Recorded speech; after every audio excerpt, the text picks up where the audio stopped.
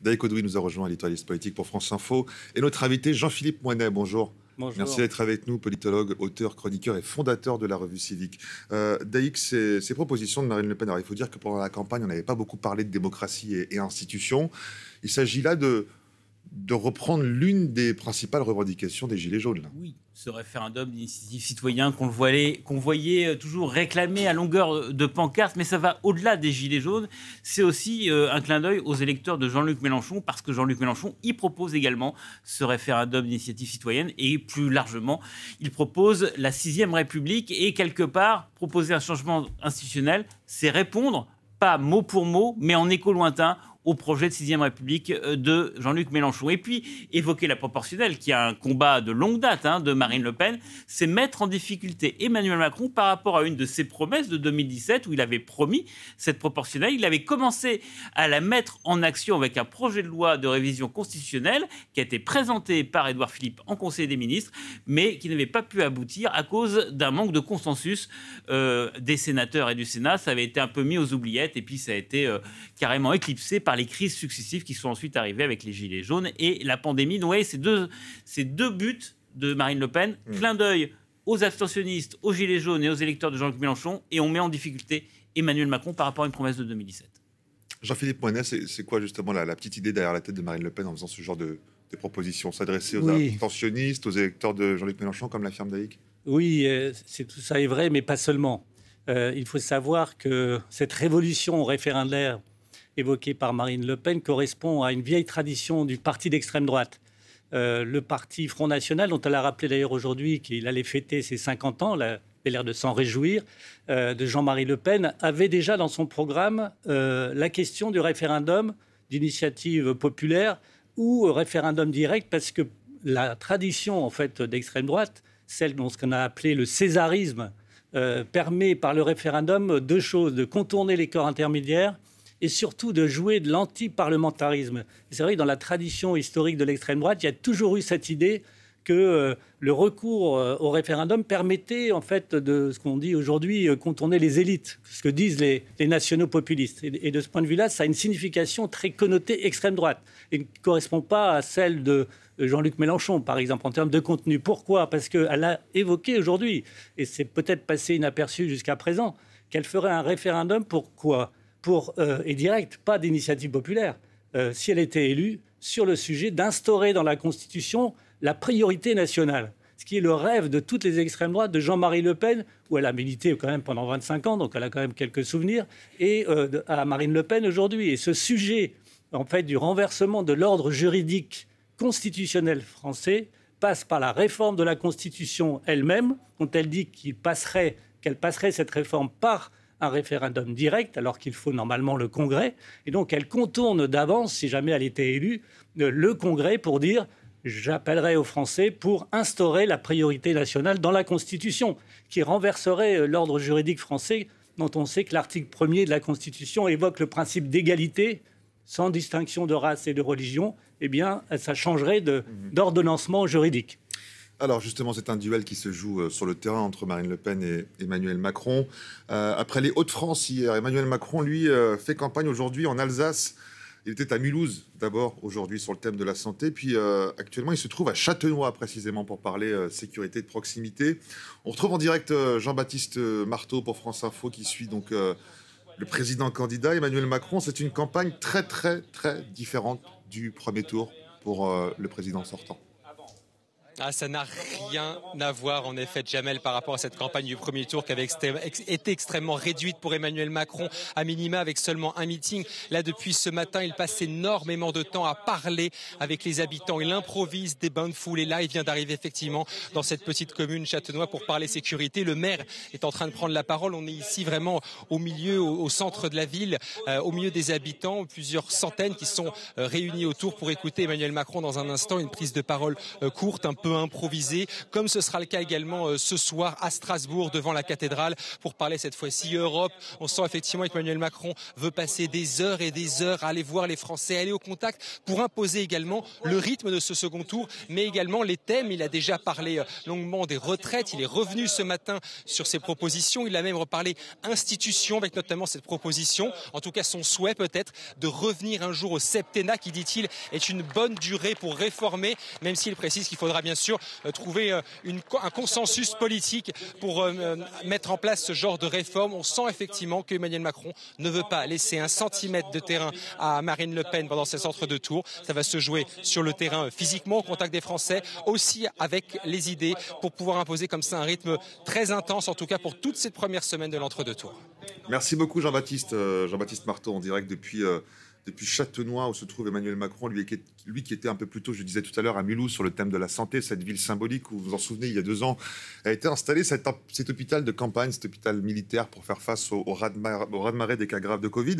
Emmanuel Macron qui a été vivement interpellé par un syndicaliste, un aide-soignant. On l'écoute. Jamais de toucher, monsieur Macron. Je vous serre la main en toute sincérité, mais votre politique... On a fait le plus grand plan de réinvestissement dans 400 € par mois. C'est pas des primes. Vous êtes d'accord avec moi, c'est vrai. Monsieur Macron, j'ai 1776,58 €. Vous voulez voir ma fiche de paye? Non, mais je vous crois. J'ai 30 ans d'établissement, monsieur Macron. Comment vous expliquez ça? Le mois dernier, j'avais 1885 €. Je l'ai dit à ma direction en réunion. Est-ce que les décisions qui ont été prises au 30 national... ans d'établissement, monsieur Macron. On nous a donné 183 €. On ne le ressent pas. Monsieur Macron, améliorer nos conditions de travail. travail. Bien sûr. Donnez-nous les moyens de sauver, de soigner les gens dans le respect. Ils souffrent. Le problème, on ne peut pas les prendre en charge tous. Donnez-nous les moyens. Ouvrez des lits. Ouvrez des lits. Ce que je veux dire. Les lits ferment, les sites extérieurs ferment. Mais c'est le défi qu'on a tous ensemble. Ouvrez des lits. Alors, donnez-nous les moyens de soigner les gens. C'est la seule chose qu'on demande. Mais non, mais le sujet n'est pas d'ouvrir des lits s'il n'y a pas des gens pour retravailler.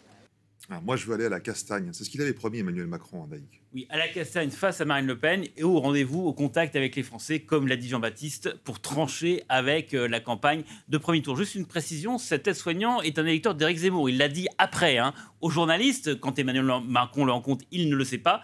Mais clairement, Emmanuel Macron veut aller au contact avec des gens qui ne pensent pas comme lui pour dire qu'il est prêt à prendre des risques, contrairement un petit peu à la stratégie de surplomb qui avait été adoptée, comme nous l'a rappelé aussi Jean-Baptiste, avant le premier tour. Et d'ailleurs, il raille Emmanuel Macron, la campagne sans risque de Marine Le Pen. Il déclare ceci: « Moi, je fais du terrain, je ne fais pas un aller-retour pour parler une demi-heure dans un hôtel et retour à Paris » pour évoquer la conférence de presse qu'a tenue cet après-midi Marine Le Pen à Vernon dans l'Or. Et Emmanuel Macron qui raille aussi le fait qu'hier, elle a visité une exploitation agricole d'un sympathisant du Rassemblement national. Donc il veut retrouver un petit peu l'esprit de Whirlpool. Emmanuel Macron, dans l'entre-deux tours entre 2017, où vous vous rappelez, il était allé rencontrer des ouvriers de Whirlpool qui étaient plutôt hostiles au départ. Il avait essayé, il était d'ailleurs plutôt parvenu à les retourner, alors que Marine Le Pen les avait rencontrés le matin même. Donc il veut retrouver cet esprit-là. Jean-Philippe Moinet, on voit que la campagne elle a bien commencé là. Il va se jouer sur le terrain, le second tour de la présidentielle.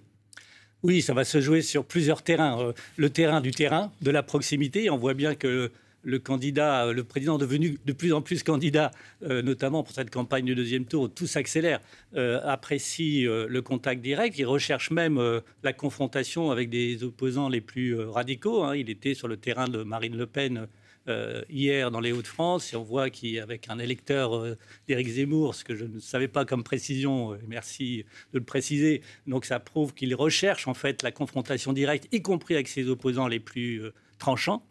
Mais je pense qu'il y aura les thèmes aussi qui vont être abordés. Le sujet européen n'est pas secondaire, puisque l'enjeu du 24 avril sera aussi de qui va présider l'Union européenne. Et on sait que l'ensemble des dirigeants, peut-être à part M. Orban et M. Poutine plus à l'Est, sont quand même très attentifs et très inquiets de l'évolution de la France quant à la désignation de son président.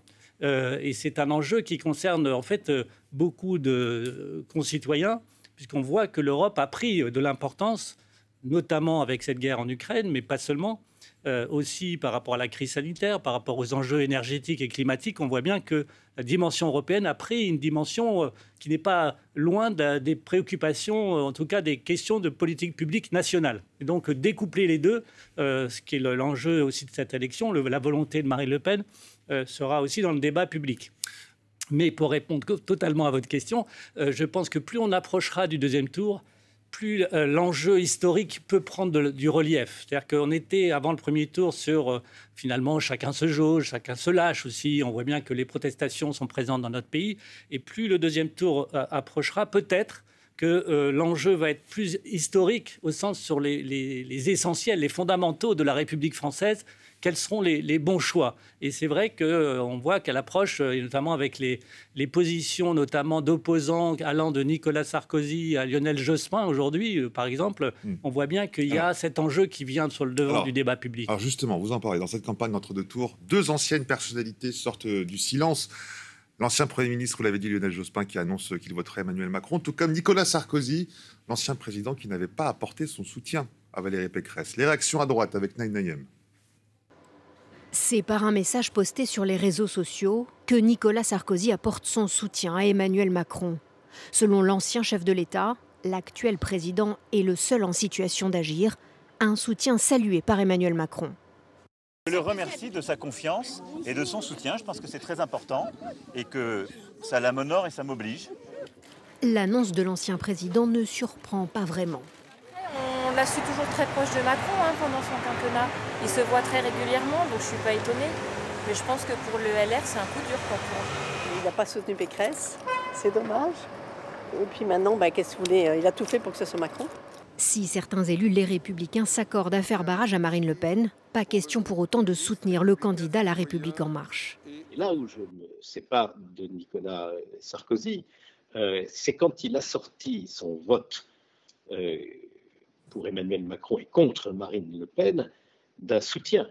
Nous avons combattu la politique En Marche et d'Emmanuel Macron pendant 5 ans. Et ce serait d'autant plus grave que nous tirerions ainsi le tapis sous les pieds de nos candidats aux élections législatives. Selon Jérôme Rivière, vice-président du parti Reconquête d'Éric Zemmour, ce soutien illustre les raisons pour lesquelles il a quitté l'UMP en 2007. Dans son message, il ajoute « Le nouveau leader de la droite est bien Éric Zemmour ».